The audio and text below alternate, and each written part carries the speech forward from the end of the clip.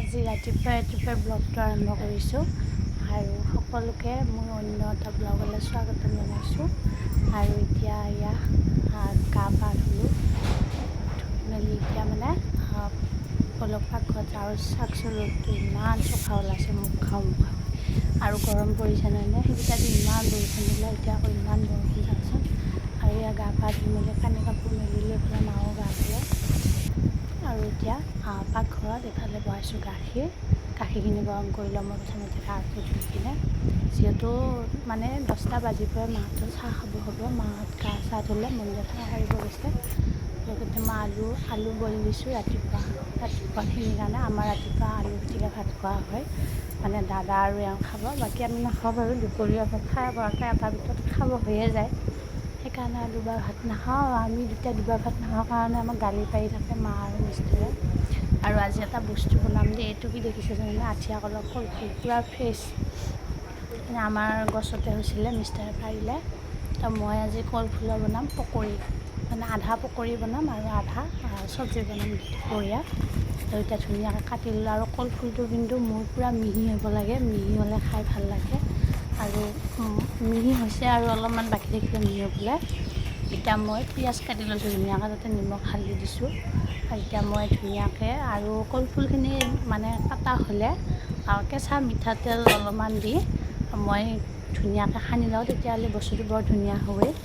আপোনালোকেও সানিবচোন, যদি নাসানে কিছুমানে নাজানে টিপিকটো, তেতিয়া এনেকৈ সানিব মিঠাতেল দি কাটি কিনে, তেতিয়া কলফুলটো বিৰাটেই ধুনীয়া হয়, ভৰভৰীয়া টাইপ হৈ যায়, ভাতৰ নিচিনা। আৰু দেখিছেনে পকৰি হ'ল, আৰু লগতে গাখীৰ চাহ বহাইছোঁ। এতিয়া কলফুলৰ পকৰি দি চাহ খাম চবে। আৰু এফালে মোক লাল চাহ বাকিলে, আৰু সকলোকে চাহ দিলোঁ, বহুতে খাই আছে, পোৱালিও খাইছে। আৰু পোৱালিৰ কাৰণে মই স্কুলত যাব ওলাইছোঁ দেই, সেয়া ড্ৰেছ পিন্ধি গৈছে, কি কিবা কৈ আছে, ফুৰি চাওঁ একবাৰ মা চাই কিনে খাই আছে তাত দিয়ে। আৰু ইফালে আকৌ দাদাৰ কাৰণে ৰাতিৰে কালি মাছ আছিলে, তাকে অলপমান গৰম কৰিছোঁ আলু। আৰু এওঁ বজাৰত যাব ৰখি আছে, যিটো আজি শুক্ৰবাৰ। শুক্ৰবাৰে আমাৰ ইয়াতে বজাৰ বহে, গতিকে চব মানুহ বজাৰ কৰে আজিৰ দিনটোত। তো এওঁ বজাৰ যাব ৰখি আছে, আৰু ছাগলীকেইটাক যেতিয়া পাণ আনি দিছোঁ তাকে খাই আছে। আৰু এইফালে পকা আম কল আমি খালোঁ, বৌ আৰু মিষ্টাৰ খাব আছে, পোৱালি মায়ে থৈ দিছে। এইফালে মোৰ ভাতটো উতলি আছে, আৰু এইফালে মই আলু অলপ দালি আৰু কলফুল ধুনীয়াকৈ মই সিদ্ধ হ'বলৈ কুকাৰত বহাইছোঁ। আৰু এইখিনি হৈছে আপোনাৰ জলফাই আৰু আমৰ আচাৰ ৰ'দত দিম, যোৱা বছৰৰে আচাৰ, কিন্তু মই ৰ'দত যোৱা বছৰে বনাই থোৱা সেনেকৈ থৈ দিছোঁ, আজি ৰ'দত দিছোঁ দেই। কিন্তু আচাৰ মোৰ ভুকুৰি যাওঁ, কাৰণ আচাৰ ভুকুৰি যোৱাৰ কথা আছে। যদি আপোনালোকৰ তেল যদি কম হয়, তেতিয়া আচাৰটো অভিয়াছলি ভুকুৰি যাব।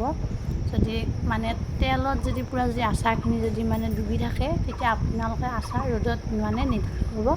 3 বছৰ 2 বছৰ আচাৰ বঢ়িয়াকৈ খাব পাৰিব। আৰু আচাৰটো যিমানে পুৰণা কৰি খাব, আচাৰটো খাব সিমানে টেষ্টি হয়, ভাল লাগে। মোৰ আচাৰ তেনেকৈ যোৱা বছৰে আচাৰ, এইবাৰ আমৰ আচাৰ বনোৱা নহ'লে, কিয়নো আম এইবাৰ বেছিকৈও লগা নাই, সেইকাৰণে আমো এইবাৰ বেছিকৈ লগা নাই, সেইকাৰণে গুৰুত্ব নিদিলেও বনোৱা, আৰু সেইকাৰণে সেইখিনিকে ৰ'দত দিছোঁ আম। তো এইফালে মোৰ ভাত পানী হ'ল, বেঙেনা ভাজিলোঁ, ঘৰৰে বেঙেনা, লগতে ভাত কেৰেলা অলপ ভাজিলোঁ, আৰু চব্জি বনালোঁ কলফুল আলু এনেকৈ। লগতে ভাত পানী হ'ল, এতিয়া 12টা বজা বাজিবহে, ভাত হৈ গ'ল। এতিয়া আকৌ মায়ে ক'লে চাহ খাম, তো মা কাপোৰ ধুই আছে। বৌ স্কুলৰ পৰা আহি পালে, 11:30 মানত আহি পায়, তাক পোৱালি ভাত খুৱাই আছে। তো এতিয়া মই সকলোৰ কাৰণে আকৌ লাল চাহ আনিছোঁ, বিস্কুট চাহ খাম, আৰু 1-1:30 মানত ভাতটো খাই দিম, যিটো ভাতটো গৰমো হৈ আছে। তো সেয়েহে এতিয়া আকৌ দেউতাক মাতিব গৈছোঁ, দেউতাক চাহ খাব হওক। তো আমাৰ দেউতাই অলপমান কমকৈ শুনে, ইমানটো বয়সো হৈছেতো যথেষ্টখিনি, ইমানো বয়স হোৱা নাই, হ'লেও হৈছে বাৰু। হ'লেও এতিয়া অলপমান শুনাটো অলপমান প্ৰব্লেম হৈ যায়, কাৰণে ওচৰত আহি মাতিলে বেছি ভাল হ'ব। কিন্তু ওচৰত মাতিব, আৰু দেউতা আমাৰ এনেই বহি নাথাকে, কিবা নহয় কিবা খুটিয়াকৈ কাম কৰিয়ে থাকিব বিচাৰে, আৰু তেনেকৈ আছে কাৰণে আজি তেখেত বঢ়িয়াকৈ সুন্দৰকৈ ধুনীয়াকৈ চলি আছে। আৰু সদায়ে মানুহ এনেকৈয়ে থাকিব লাগে, কাম বন কৰি বহি থাকিলে মানুহটো উঠিয়াও হ'ব, আৰু কাম কৰিব ইচ্ছাও নাযাব। সেইকাৰণে এনেকৈ কাম কৰি থাকে দেউতাই, সেইটো গুণো ভাল বাৰু, সেইটোৱে ভাল লাগে। আৰু দেউতাই কেমেৰাটো অন কৰিলে এনেকৈ চাই হাঁহি দিয়ে, কিন্তু দেউতাই ভাবে কি ফটো উঠোৱা বুলি, কাৰণ আগৰ দিনৰ মানুহ যিহেতু টিভি মোবাইলৰ প্ৰতি দুটাই একেবাৰে গুৰুত্ব নাই। এতিয়া আকৌ এতিয়া চাহ খাব গ'ল, যিটো মাতি গ'লোঁ। এতিয়া চাহখিনি খাই 5 মিনিটমান বহি মেলি আকৌ ভাত দি যিটো মা কাপোৰ ধুই আছে আৰু লগতে চাহখিনি খাই তেতিয়া গা ধুবও দিছোঁ। লগতে এয়া মোৰ ছাগলীৰ পোৱালিটো মই পুৰি নাম দিছোঁ। তাই অকণমান বিস্কুট খাব দিছোঁ। যেতিয়া আমি চাহ খাই আছোঁ তাইও আহি ডিষ্টাৰ্ব কৰি আছে, সেইকাৰণে অলপ বিস্কুট দিছোঁ। লগতে বৌ পোৱালিক ভাত খোৱা হৈ গ'ল।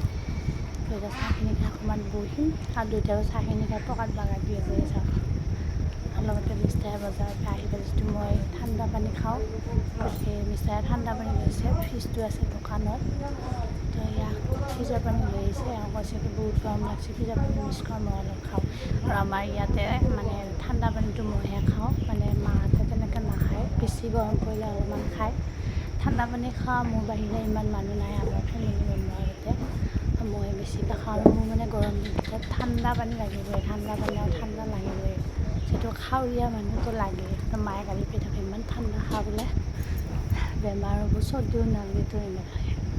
লগতে মই আমৰ আচাৰখিনি ৰ'দত দি লৈ আহিলোঁ, ধুনীয়া হৈছে দেখিছেনে কালাৰটো। তো লগতে ভাত বাঢ়িব ওলাইছোঁ চবৰ কাৰণে। একফালৰ পৰা এতিয়া ভাত বাঢ়িম, মিষ্টাৰক দিম, দাদাক দিম আৰু মাক দুটাক দিম, দুটাও গা ধুই আহিলে। তো এয়া ভাত বাঢ়িব ওলাইছোঁ। বাহিৰত মই গৈছিলোঁ কিবা আনিবলৈ, মানে চাঙত বাচন মেলা আছে যিহেতু, সেইকাৰণে কিবা আনিব গৈছোঁ। আৰু যিহেতু আমাৰ ঘৰৰ মেম্বাৰ 7টা পৰিয়াল, পোৱালি দি 7টা হয়, গতিকে বেছি মানুহ, সেইকাৰণে এতিয়া ভাতকেইটা মই ধুনীয়াকৈ বাঢ়ি ল'ম। লগতে মই আপোনালোকক কৈছোঁ মোৰ ষ্টেণ্ড নাই, কেমেৰা থোৱা মানে মোবাইলটো ৰখা ষ্টেণ্ড হ'লে ভাল হয়, তেতিয়াহ'লে য'তে ত'তে থৈ কাম বন কৰিব সুবিধা হয়। গতিকে মই য'তে ত'তে মোবাইলটো থৈ এনেকৈ কৰিবলৈ চেষ্টা কৰোঁ। গতিকে এয়া ভাত বাঢ়িব ওলাইছোঁ সকলো কাৰণে, ধুনীয়াকৈ ভাতকেইটা বাঢ়ি। লগতে আপোনালোকে চাই থাকিব, আৰু মোৰ ভিডিঅ'সমূহ যদি চাই ভাল লাগে আপোনালোকৰ, তেনেহ'লে লাইক এটা কমেণ্ট এটা কৰিব নাপাহৰিব, আৰু কোনো বেয়া কমেণ্ট নকৰিব। আৰু মানে এনেকৈ থাকা তেনেকৈ থাকা ঘৰত, মই ঘৰত এনেকৈ থাকোঁ, বেছি ষ্টাইল কৰি বেছি ভালকৈ থাকি মই ইমান ভাল নাপাওঁ।